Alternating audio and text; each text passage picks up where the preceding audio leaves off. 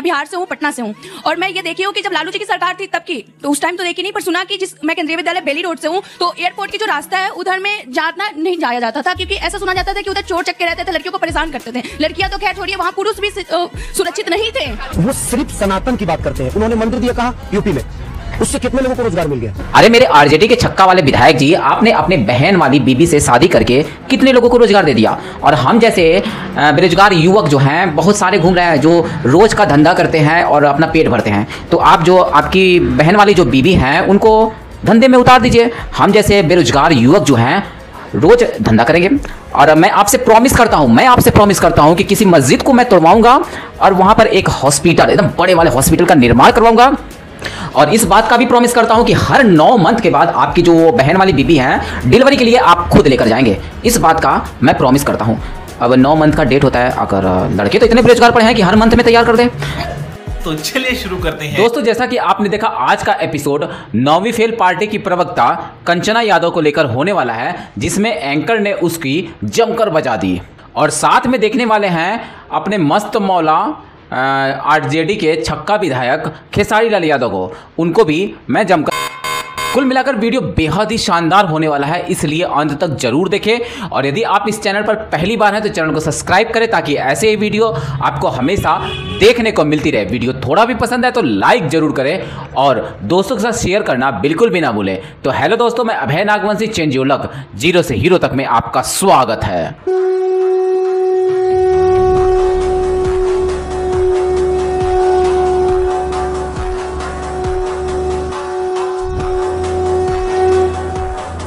से ही ये सबसे वर्स्ट केस सिनारियो, क्योंकि हार रहे हो, मुस्कुरा तो रही हो रागिनी, हार रहे हो, हार को लेकर ये नए नए बहाने ढूंढ रहे हो। ये मैंने प्रेस कॉन्फ्रेंस में कहा, चुनाइए योग जवाब नहीं देता। देखिए, मुझे लगता है संदीप जी, आपके दर्शकों ने 2 कहावतें जरूर सुनी होंगी, चोरी और सीना चोरी, और उल्टा चोर कोतवाल को डांटे। और इसका प्रत्यक्ष प्रमाण आज भाजपा प्रवक्ता और जदयू प्रवक्ता ने आपके चैनल पर दे दिया। चुनाइए योग जवाब नहीं देता। सॉरी सीधे सवालों के इतने टेढ़े मेढ़े जवाब तो शायद ही आपने कभी, मुझे लगता है कि सुने होंगे।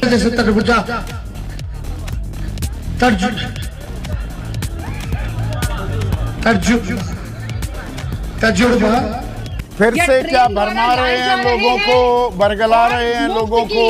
आपको ये हजम ही नहीं होता। 35 लाख 35.5 लाख लोगों ने ज्यादा मतदान किया। अरे ये तो औरतें निकली हैं, इसको तो सेलिब्रेट करना चाहिए था। आप मातम मना रही हैं। राहुल गांधी जी ने गोलियां खाई और उनकी शरीर के टुकड़े टुकड़े हो गए। एक टुकड़ा यहाँ गिरा, एक टुकड़ा वहाँ गिरा। नहीं, किसने मातम मनाया? मातम तो यहाँ पर भाजपा और जदयू के प्रवक्ता मना रहे हैं, क्योंकि उन्हें साफ दिख रहा है कि ये जो बढ़ा हुआ रुझान आ रहा है, दिख रहा है, वोटर निकल कर आ रहे हैं। वो वोटर भी, जनता जो है, वो लोकतंत्र में जनार्दन इसीलिए कहा जाता है क्योंकि वो सब जानती है और वो मन बना चुकी है कि महागठबंधन को जिताना है और इस एनडीए ठगबंधन को हराना है। लेकिन एक बात मुझे बताइए संदीप जी, कि वोट फर्जी तरीके से जितनी बार डल रहा है, वोट कटने के जितने हमने वीडियो देखे, या वोट नहीं डालने दिए जाने के जितने वीडियो देखे, ये प्रमाण पत्र है। टूटते को तिनके का सहारा होता है, उसी तरह हारती हुई इंडियन एक्सप्रेस 2 दिन से खुलासे पर खुलासे कर रहा है, जो आपने हाइड्रोजन बम फोड़ा। अच्छा, हमको सिखा दिया है। 223 जगह एक महिला ने, वो सरदारनी सिखनी है, वो कह रही है मैंने तो एक जगह वोट डाला है।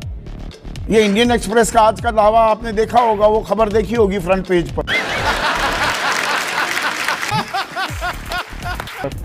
बिहार में कहाँ से है?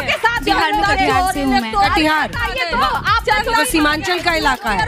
आपको लगता है स्थिति पहले से बेहतर हुई है? अभी मैं 19 साल की हूँ, तो मैं अभी जाती हूँ घर, तो मैं रात के 12 बजे तक घूमी हूँ। मैं सच बोल रही हूँ, मैं झूठ नहीं बोल रही। और ऐसा नहीं है कि मैं भाई के साथ घूमी हूँ, मैं बहनों में ही घूमी हूँ। तो ये नहीं कह सकते कि हम एक लड़के लेके जाए तो ही हम रात में घूम सकते हैं। ऐसा माहौल तो कटिहार में बिल्कुल नहीं है। बड़े खतरनाक लोग हैं। ये अंतर है था और है में, नहीं उनके है से बार के चुनाव में ऐसा। बिहार से? मैं बिहार से हूँ, पटना से हूँ, और मैं ये देखी हूँ कि जब लालू जी की सरकार थी तब की, तो उस टाइम तो देखी नहीं, पर सुना कि मैं केंद्रीय विद्यालय बेली रोड से हूँ, तो एयरपोर्ट की जो रास्ता है उधर में जाना नहीं जाया जाता था, क्योंकि ऐसा सुना जाता था कि उधर चोर चक्के रहते थे, लड़कियों को परेशान करते थे। लड़कियां तो खैर छोड़िए, वहाँ पुरुष भी सुरक्षित नहीं थे।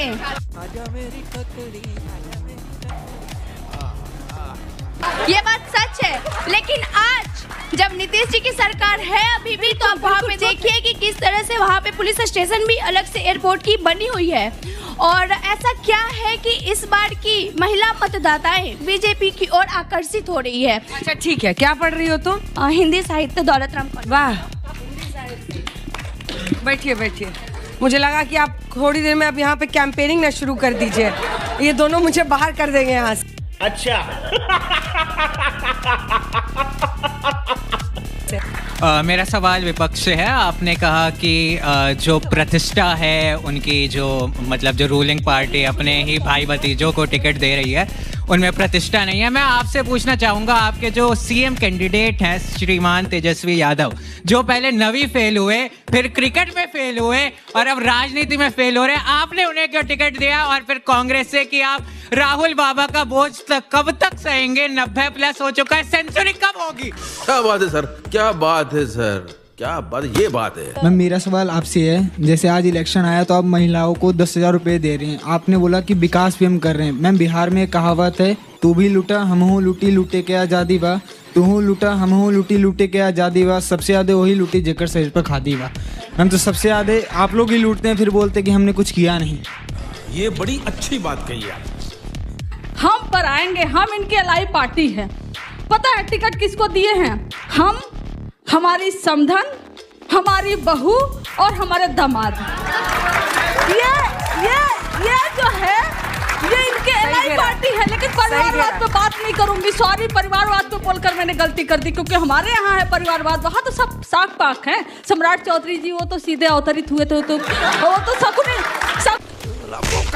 जी के वो तो पुत्र सुपुत्र है ही नहीं। ना तो चिराग पासवान जी, वो तो सेना अध्यक्ष थे, कई तलवार भाल रहे थे और जीत गए, और उसके बाद उनको बना दिया गया कि नहीं आप ही चिराग पासवान जी की पार्टी को संभाल सकते हो। वो भी परिवारवाद से वो लोग नहीं आते, इसलिए हम क्यों बोलेंगे। लेकिन हम दावा ठोक कर बोलेंगे कि आज तक बिहार में कोई महिला मुख्यमंत्री बनाया है तो राष्ट्रीय जनता दल ने बनाया है, राबड़ी देवी जी पर रही, लेकिन इनके पास वो भी नहीं था। इनके पास वो चोरी करके महिला को बिठा लो और बोल दो हमने महिला एम्पावर कर दी। वाह, पहले तो काम है फिर अपनी बीवी को वहां बिठा लो। हमारे यहाँ ऐसा ही होता है। कंचना, ये पूरा चुनाव नीतीश कुमार सेंट्रिक होता हुआ दिखाई दे रहा है क्या? भाई महिलाएं अगर 8% ज्यादा पुरुषों से निकली हैं, absolute core voter of Nitish Kumar, ये खाली रह जाएगी क्या इस बार भी आकांक्षा, इच्छा? क्या पिछली बार 2020 में 100% महिलाओं का वोटर एनडीए को चला गया था? ये बताएंगे कि हाँ गैप था, हमें कम मिला था, 39 या अराउंड 40% हमें वोट मिला था, और उससे ज्यादा एनडीए को मिला था। लेकिन इस तरह से प्रोजेक्ट करना गरिमा जी की एनडीए का ही सारा वो वोटर है महिलाएं, ये तो गलत है, क्योंकि हमें भी महिलाएं वोट करती हैं। खाओ माँ कसम।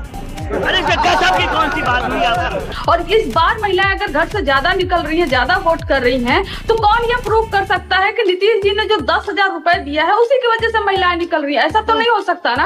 ऐसा भी हो सकता है कि उनके भाई, उनके बहन, उनके बच्चे, उनके हस्बैंड सब बाहर हैं, सब पलायन करके सब मजबूर हैं, उस लिए भी घर से बाहर निकल रही हो। और हमने तो ग्राउंड पे, क्योंकि मैं भी ग्राउंड पर हूँ। लेकिन बीजेपी जैसी, भाई बीजेपी का जो शिफ्ट दिख रहा है नीतीश कुमार को लेकर, जो soft turn BJP Nitish Kumar की तरफ करती हुई दिखाई दे रही है, भाई बीजेपी के दफ्तर में जेडीयू नीतीश कुमार का कटआउट लग गया, बड़ा कटआउट। जेपी नड्डा आज कहते हुए दिखाई दिए, जेपी नड्डा कहते हुए दिखाई दिए कि नेतृत्व बड़ी ताकत के साथ नीतीश कुमार, पूरी ताकत से नीतीश कुमार के नेतृत्व में सरकार बनेगी। अरे बाप रे, ये तो धोती खोल रहा है। ये तो पहले नहीं कहा था बीजेपी ने। It's an indication. जब अगर नीतीश कुमार जी को, दरअसल इनका क्या संकेत है, हालांकि एनडीए की सरकार बनने वाली नहीं है, लेकिन इनका ये बोल रहा है कि नेतृत्व में चुनाव हो रहा है, नेतृत्व में सरकार बनेगी। इन्होंने तो यह नहीं कहा कि वो मार्गदर्शक जो मंडली है उसमें भेजा जाएगा, वहां से आदेश लिया जाएगा या आशीर्वाद लिया जाएगा, या तो फिर वो सीएम कैंडिडेट है। इन्होंने दिया नहीं कहा कि वही मुख्यमंत्री बनेंगे, ये नेतृत्व में सरकार बनेगी। तो मार्गदर्शक मंडली में भी बैठ के आशीर्वाद अपना दे सकते हैं। नहीं, आपके दरअसल अगेंस्ट ये चला गया क्या जो प्रधानमंत्री आज कहते हुए दिखाई दिए? क्या आपके अगेंस्ट ये फैक्टर जा सकता है कि भाई प्लान लाते हैं बड़े बड़े, और जब पूछो कि प्लान कैसे एग्जीक्यूट करोगे तो मुंह में दही जम जाता है, कैसे नौकरी देंगे, कैसे रोजगार देंगे? मुझे अपने घर जाना है। अब इस पर मोदी जी का तो कोई जवाब ही नहीं हो सकता ना। मोदी जी ने भी भाई हवाई चप्पल वालों को हवाई जहाज में उड़ाया था। हम मोदी जी नहीं है, हमारी कुछ क्रेडिबिलिटी है और हमें लंबी पॉलिटिक्स करनी है। 20 साल से हम थैंक्स, लव यू। राम मंदिर की जगह पे काश एक हॉस्पिटल बन जाता तो उसमें मुसलमान का भी इलाज होता और एक हिंदू का भी इलाज। अभी बदत है भाई, अभी बदत है।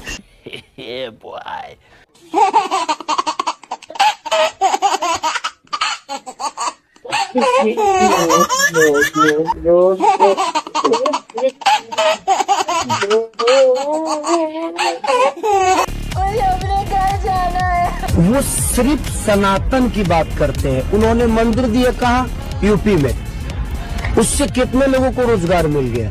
अभी बदत है भाई, अभी बदत है। अभी तूने कहा अरे मेरे आरजेडी के छक्का वाले विधायक जी, आपने अपने बहन वाली बीबी से शादी करके कितने लोगों को रोजगार दे दिया, और हम जैसे बेरोजगार युवक जो हैं बहुत सारे घूम रहे हैं, जो रोज का धंधा करते हैं और अपना पेट भरते हैं। तो आप जो आपकी बहन वाली जो बीबी हैं उनको धंधे में उतार दीजिए। हम जैसे बेरोजगार युवक जो हैं रोज धंधा करेंगे। और मैं आपसे प्रॉमिस करता हूं कि किसी मस्जिद को मैं तोड़वाऊंगा और वहां पर एक हॉस्पिटल, एकदम बड़े वाले हॉस्पिटल का निर्माण करवाऊंगा। और इस बात का भी प्रॉमिस करता हूं कि हर 9 मंथ के बाद आपकी जो बहन वाली बीबी हैं डिलीवरी के लिए आप खुद लेकर जाएंगे। इस बात का मैं प्रॉमिस करता हूं। अब 9 मंथ का डेट होता है, अगर लड़के तो इतने बेरोजगार पड़े हैं कि हर मंथ में तैयार कर दें। बड़ा हरामी हो। दोस्तों तो कैसी लगी आज की वीडियो, और आप इस चैनल पर कहां से जुड़े हमें कमेंट बॉक्स में जरूर बताएं। वीडियो अंत तक देखा तो उम्मीद करता हूं कि पसंद तो जरूर आई होगी, इसलिए लाइक करें और अपने दोस्तों के साथ शेयर करना बिल्कुल भी ना भूलें। तो मिलते हैं आने वाले नए वीडियो के साथ, तब तक के लिए जय हिंद, जय भारत, वंदे मातरम।